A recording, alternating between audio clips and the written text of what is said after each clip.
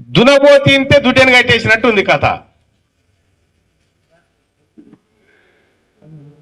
బీసీలకు 42% ఆర్డినెన్స్ వస్తే నీకేం సంబంధము? నువ్వు బీసీయా? నీకు నాకేమైనా సంబంధమా? కంచం పొత్తుందా? మంచం పొత్తులు ఉన్నాయా మనకేమన్నా?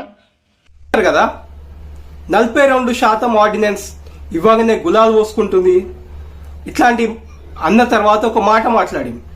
పల్లెటూర్లలో మాట్లాడుకుంటారు కానీ మొగోళ్ళు మాట్లాడుకుంటారు. కానీ ఒక మహిళ పట్ల అట్లా అనడం కరెక్టా? ఎంతవరకు కరెక్ట్ ఆలోచించండి. ఇంకా అయినా జర్నలిస్ట్ లెక్క ఉన్నప్పటి నుంచి, ఎమ్మెల్సీ లెక్క ఉన్నప్పటి నుంచి ఏదో ఒక మాట మాట్లాడుతూనే ఉంటాడు. ప్రతి ఒక్కరిని ఏదో ఒక మాట అంటూనే ఉంటాడు. కానీ నేను ఇప్పటి నుంచి ఇక నేను చెప్తున్నా, జర్నలిస్టులైనా ప్రజాప్రతినిధులైనా మీ మాట అదుపులో పెట్టుకోండి. రాబోయే తరాలకు ఏం నేర్పిస్తున్నారు అంటే ఇట్లాంటి మాటలు మాట్లాడుతూనే ట్రెండింగ్లు ఉంటారు, ఇట్లాంటి మాటలు మాట్లాడుతూనే మీరు ఎమ్మెల్యేలు ఎంపీలు అవుతారు అనేసి ఇండైరెక్ట్ గా సంకేతం ఇస్తున్నారా? ఇంకా మీ ఇద్దరికి తెలియదా? ఆర్డినెన్స్ పాస్ కాగానే అది కంపల్సరీ ఇక్కడ లాగు అవుతుంది అనేసి ఏదైనా రూల్ ఉందా? మీ ఇద్దరికి తెలియదా? కోర్టులో కూడా పోతే చెల్లది. ఎవరు పోయినా కానీ ఎవరిలో ఒకరు పోతారు కదా, పోయినప్పుడు ఏమవుతుంది?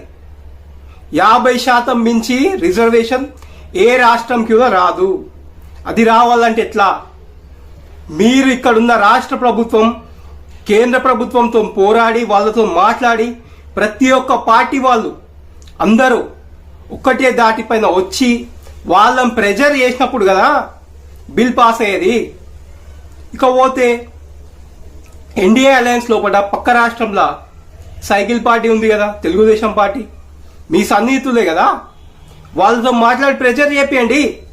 ఈ రాష్ట్ర ప్రభుత్వాన్ని నేను ఇదే అడుగుతున్నా. వీళ్ళిద్దరేమో ఇట్లా గమనించండి ప్రజలారా. ఇంకా రిజర్వేషన్లు వచ్చిన బీసీ, ఎస్సీ, ఎస్టీ ఎవరైనా కానీ దయచేసి ఒక నార్మల్ మధ్యతరగతి వ్యక్తికి ఓటేయండి. ఎందుకంటే పెద్ద పెద్ద పార్టీలల్లా గెలిచిన తర్వాత ఏం చేస్తున్నారు? ఇప్పుడు లేరా మనకు బీసీ మంత్రులు లేదా, బీసీ మినిస్టర్లు లేదా, బీసీ ఎమ్మెల్యేలు కార్పొరేటర్లు లేదా, ఎస్సీ ఎమ్మెల్యేలు ఎస్సీ కార్పొరేటర్లు లేదా, ఎస్టీ ఎమ్మెల్యేలు ఎస్టీ కార్పొరేటర్లు సర్పంచ్లు వీళ్ళు లేదా? ఎంత డెవలప్ చేసినారు, ఎంతవరకు మన వాయిస్ వినిపిస్తున్నారు గమనించండి. ఇక మీదట మోసపోకండి ఇలాంటి వ్యక్తులను చూసి.